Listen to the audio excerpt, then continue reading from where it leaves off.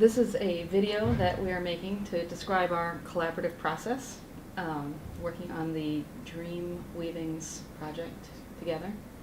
I'm Kate Ledger, and I'm the author of the novel Remedies, which was published by Amy Einhorn Putnam, Penguin. I'm Jonathan Gross, and I'm the visual artist member of the team. Robin A. Wynn had a novel idea for this exhibition, which was to pair up writers and visual artists and have us collaborate on a work or works that would be displayed as part of Dreamweavers. So we didn't know each other when we got started. Nope. We had maybe never heard of each other when the project got off the ground. The beginning of the project, we were each sent a segment from the Bible.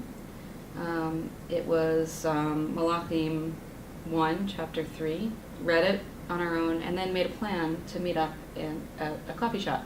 Correct. To talk about it. So we, the first thing that we did was met at a coffee shop. We drank a lot of coffee. There was a lot of coffee consumed in this project. And we read the text together. We talked a little bit about our own personal reactions and responses to the text. This discussion that we had about what resonated for us in the text. And right. It was really, I think that this was the most important part of the whole collaboration because, we had just met. We didn't know each other from Adam. Right. And coming from different places in life and different life experiences, and somehow to sit down, and also with different kind of artistic approaches, and just the different media, I think, makes you think about projects in different ways.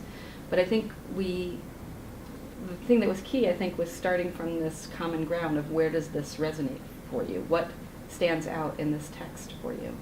And I think the first thing that happened was that we identified three themes that hit us both in the heart. Exactly. One was the living up to the difficulty and the hope of living up to one's parents' the expectations that one imagines one's parents have, right? Well, right. It was really an interesting experience because for us both, we could see it plainly in the text. King David is a tough act to follow. That's true. Yep. And at the same time, it resonated personally, right? Right. So then the second theme that we had identified was what? That here was a dream that revealed hidden thoughts. And you came up with a phrase that really resonated with me, that Solomon went to sleep with his wisdom. He just hadn't recognized it. Mm-hmm. So, and then there was a sort of interesting moment because I think we were both working with sort of words that had emerged from the discussion, right? Like right. The idea of, it wasn't just the text that had grabbed us and started to shape the ideas, but that our own articulation of those ideas.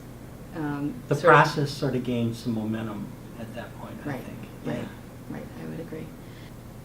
We told a lot of stories, and there were a lot of random, sort of unaffiliated, unconnected stories of, oh, this reminds me of something, and oh, I had a student in one of my creative writing classes told me a story about the key lost in the snow? A key lost in the snow.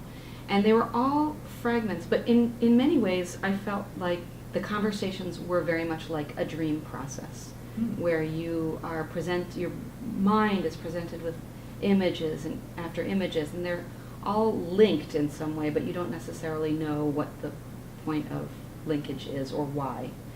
And we both agreed that the project would not emerge directly. It would not be a translation of what was in the text, but would emerge somehow through ideas in the text, or emotions through the text, and through these associated stories that we were telling.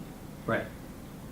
From the story, it turned out not to be as much about acquiring the kind of wisdom that Solomon has ultimately, but a kind of emotional wisdom, sort of dealing with your demons. And then, do you want to say a little about the images that evolved and setting the video in the woods and what you thought as you were putting that together? I got that from your description of when he's driving up to his aunt's cabin. Mm-hmm. And you're talking about the rolling hills and so on. So then Which was the first draft. Which was the first draft, Yeah. but it survived, I think. Some of it, yeah. Yeah. So I said, oh, there's the metaphor, and I didn't want to really illustrate the story, and in part because it wasn't complete, so I really couldn't. So the other way that the two pieces are linked together Mhm. is with the gallery book.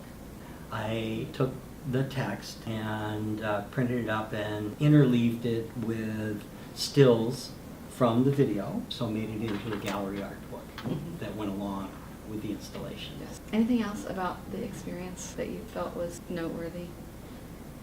Well, thank you. You know, it was really fun. I thought it was really fun. Yeah. I thought it was really fun.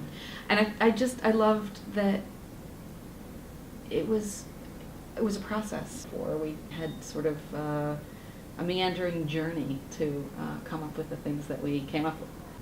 I mean, I liked what you said about two people coming up with more or something other than they would have come up with on their own. The Yes, synergy yes. of collaboration. Yes. Yeah, absolutely. I don't think it would have arrived at this particular story without our interact. So it felt earned in the end. I agree. Yeah. It felt like an earned artistic experience. So it's kind of an exciting process.